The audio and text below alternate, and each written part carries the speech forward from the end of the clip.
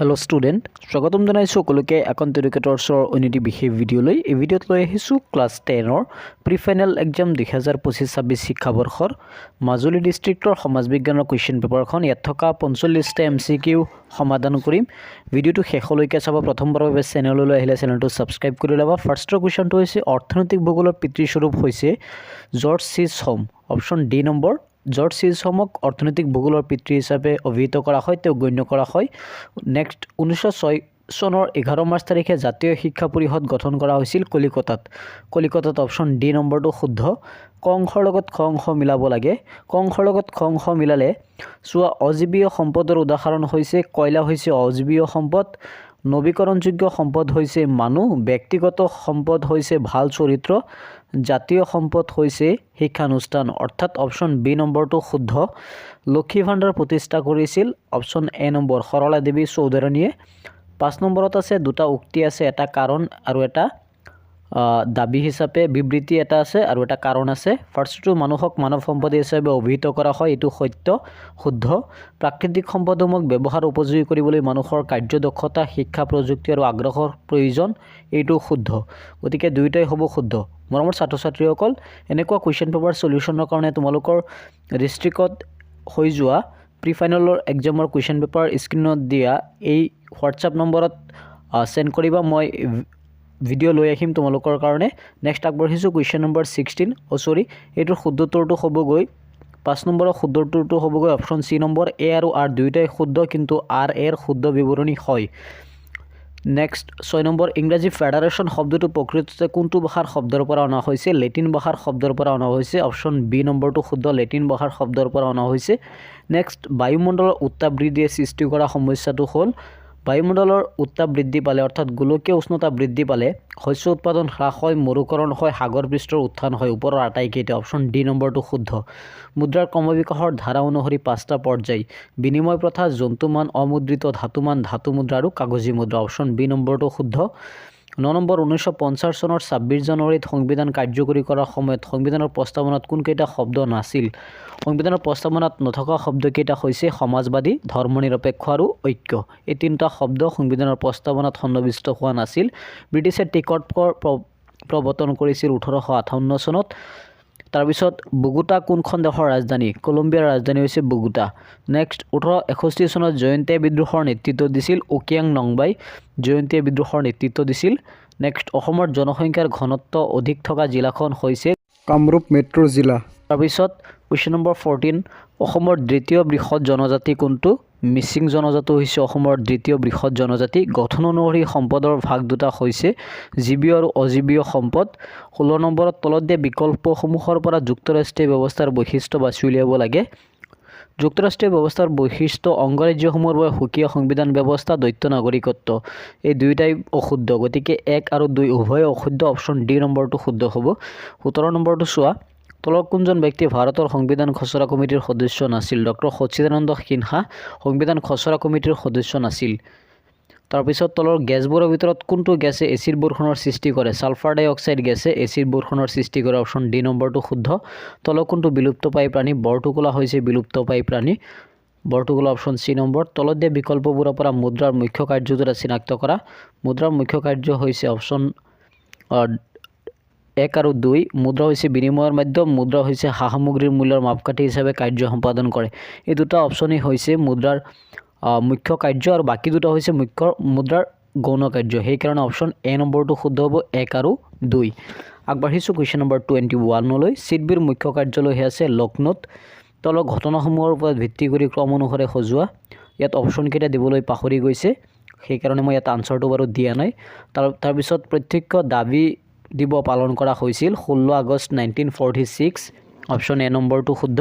তলৰ কোনখন কংগ্ৰেছ অধিৱেশনত পূৰ্ণ স্বৰাজৰ দাবী উত্থাপন কৰিছিল? লাহোৰ অধিৱেশনত পূৰ্ণ স্বৰাজৰ দাবী উত্থাপন কৰিছিল। ইটালীৰ অন্তৰ্গত এখন নদীৰ নাম হৈছিল পো নদী। মহাত্মা গান্ধীৰ দাণ্ডী যাত্ৰাত অসমৰ পৰা অংশ লৈছিল লীলাধৰ বৰুৱাই। হেমকো ৰচনা কৰিছিল হেমচন্দ্ৰ বৰুৱা। এছিয়া আৰু আফ্ৰিকা মহাদেশৰ সীমা নিৰ্ধাৰণ কৰিছে লোহিত সাগৰে। মৰমৰ ছাত্ৰ ছাত্ৰীসকল, এই চেনেলতেই তোমালোকে সম্পূৰ্ণ শুদ্ধ উত্তৰ পাবা। তোমালোকে কিতাপৰ লগত মিলাই চাব পাৰিবা। তাৰপিছত 29, ক অংশৰ লগত খ অংশ মিলাব লাগে অসমত বাংলা ভাষাৰ প্ৰচলন হৈছিল 1836 চনত অসম ছাত্ৰ সন্মিলনৰ জন্ম হৈছিল 1916 চনত সদৌ অসম ৰায়ত সভা 1933 চনত যোৰহাট সাৰ্বজনিক সভা 1884 চনত অৰ্থাৎ অপশ্যন চি নম্বৰটো শুদ্ধ অসমৰ আটাইতকৈ কৃষিভিত্তিক বৃহৎ উদ্যোগ কোনটো চাহ উদ্যোগ হৈছে অসমৰ আটাইতকৈ ডাঙৰ কৃষিভিত্তিক উদ্যোগ হেৰুকা আন্দোলন সংগঠিত হোৱা ৰাজ্যখনৰ নাম কি হেৰুকা আন্দোলন সংগঠিত হোৱা ৰাজ্যখনৰ নাম হৈছে নাগালেণ্ড ৰাজত ৰংগনী ৰচনা কৰিছিল কলখনে ৰাজত ৰংগনী ৰচনা কৰিছিল 2015 চনত গঠিত হোৱা নীতি আয়োগৰ অধ্যক্ষ হৈছে ভাৰতৰ প্ৰধানমন্ত্ৰী অন্ধ্ৰপ্ৰদেশৰ চৰকাৰী স্বীকৃতিপ্ৰাপ্ত দ্ৰৌপদী নৃত্যটো হৈছে কুচিপুড়ি হৈছে অন্ধ্ৰপ্ৰদেশৰ দ্ৰৌপদী নৃত্য যোৰহাট সাৰ্বজনিক সভাৰ প্ৰতিষ্ঠাপক সভাপতি আছিল ৰজা নৰনাৰায়ণ সিংহ অপশ্যন ডি নম্বৰটো শুদ্ধ 2010 চনৰ মানৱ উন্নয়ন প্ৰতিবেদন সন্নিৱিষ্ট হোৱা নতুন ধাৰণা হৈছে তিনিটা অপশ্যন বি নম্বৰটো শুদ্ধ 37 নম্বৰটো হৈছে যি মুদ্ৰাৰ প্ৰদৰ্শিত মূল্য বা লিখিত মূল্য ইয়াৰ অন্তৰ্নিহিত মূল্য বা ধাতুগত মূল্যতকৈ বেছি তাক কোৱা হয় প্ৰতীকী মুদ্ৰা অপশ্যন বি নম্বৰটো শুদ্ধ 38 নম্বৰ তলৰ কোনটো উক্তি ফুলগুৰি ধাবাৰ লগত জড়িত চৰকাৰে আফু খেতি সম্পূৰ্ণৰূপে বন্ধ কৰিছিল এইটো ফুলগুৰিৰ ধাবাৰ লগত জড়িত তামোল পাণৰ ওপৰত চৰকাৰে কৰ লগাব বুলি বাতৰি প্ৰকাশ পাইছিল এইটো সত্য কৃষকসকলে চিংগাৰক হত্যা কৰিছিল এইটো সত্য কিন্তু 3 নম্বৰটো অসত্য সেইকাৰণে অপশ্যন চি নম্বৰটো হ'ব শুদ্ধ 1 2 আৰু 4 শুদ্ধ ক অংশৰ লগত খ অংশ মিলাব লাগে প্ৰশান্ত মহাসাগৰ 5000 মিটাৰ গভীৰতা আটলান্টিক মহাসাগৰৰ গভীৰতা হৈছে 3000 মিটাৰ উত্তৰ মহাসাগৰ হ'বগৈ 3500 মিটাৰ আৰু ভাৰত মহাসাগৰ হ'ব 4000 মিটাৰ গতিকে অপশ্যন এ নম্বৰটো শুদ্ধ 2011 চনৰ লোকপিয়ল অনুসৰি অধিক জনসংখ্যা থকা নগৰৰ পৰা আৰম্ভ কৰি ক্ৰমে কম জনসংখ্যা থকা নগৰসমূহ একাধিক্ৰমে লিখিলে এনেকুৱা হ'ব অপশ্যন এ নম্বৰটো গুৱাহাটী শিলচৰ ডিব্ৰুগড় আৰু যোৰহাট আগবাঢ়িছোঁ কুৱেশ্যন নম্বৰ 41 লৈ তলত দিয়া বিবৃতি এ আৰু কাৰণ আৰ দুটা পঢ়ি শুদ্ধ বিকল্পটো বাছি উলিয়াব লাগে বিবৃতিটো চোৱা মৰুকৰণ এনে এটা প্ৰক্ৰিয়া যিয়ে ভূমিৰ জৈৱিক সম্ভাৱনা বা ক্ষমতা বিনষ্ট কৰি অৱশেষত মৰুসদৃষ্ট অৱস্থাৰ সৃষ্টি কৰে এইটো সত্য মৰুকৰণ প্ৰক্ৰিয়াই ভূমিৰ উৎপাদিকা শক্তি হ্ৰাস কৰে আৰু মৰুভূমিৰ কাষৰীয়া বা দূৰৰ ভূমিভাগকো মৰুভূমিলৈ ৰূপান্তৰ কৰে গতিকে কি হ'ব এ আৰু আৰ দুয়োটাই সত্য আৰু আৰ এৰ শুদ্ধ বিৱৰণী তলৰ কোনখন বিশ্ববিদ্যালয়ৰ চৌহদক গোপীনাথ বৰদলৈ নগৰ নামেৰে জনাজাত গুৱাহাটী বিশ্ববিদ্যালয় তলৰ কোনটো তৃতীয় ব্যক্তিৰ অন্তৰ্ভুক্ত নহয় খনিজ সম্পদ আহৰণ তৃতীয় ব্যক্তিৰ অন্তৰ্ভুক্ত নহয় নেক্সট 1935 চনত ভাৰত চৰকাৰ আইন 1 আৰু 2 উভয় শুদ্ধ ভাৰতবৰ্ষৰ যুক্তৰাষ্ট্ৰীয় পদ্ধতিৰ প্ৰৱৰ্তন কৰিছিল সীমিত ৰূপত পৰাধীন ভাৰতবৰ্ষত সংসদীয় পদ্ধতিৰ চৰকাৰ আৰম্ভ কৰিছিল ক অংশৰ লগত খ অংশ মিলাব লাগে ক অংশৰ লগত খ অংশ মিলালে এ 3 মানে হৈছে বসুদেৱ কুটুম্বকম মহাপুৰুষত অহিংসা পৰম ধৰ্ম B1 মহাভাৰত সত্যমাপ জয়তে হ'বগৈ মুণ্ডক উপনিষদ তাৰপিছত জননী জন্মমিচ্ছ স্বৰ্গদেৱী গৰীয়সী এইটো হ'বগৈ ডি নম্বৰৰ 4 ৰামায়ণ গতিকে এইখিনি আছিল অপশ্যন এ নম্বৰটো শুদ্ধ এইখিনি আছিল MCQ 45টা আগবাঢ়িছোঁ খ শাখাত আছে মানুহক কিয় মানৱ সম্পদ বুলি কোৱা হয় ইয়াত 2 মাৰ্ক আছে কাৰণ মানুহৰ শিক্ষা দীক্ষা জ্ঞান প্ৰযুক্তি দক্ষতা এইবিলাক থকাৰ কাৰণে মানুহক কি বুলি কোৱা হয় মানৱ সম্পদ বুলি কোৱা হয়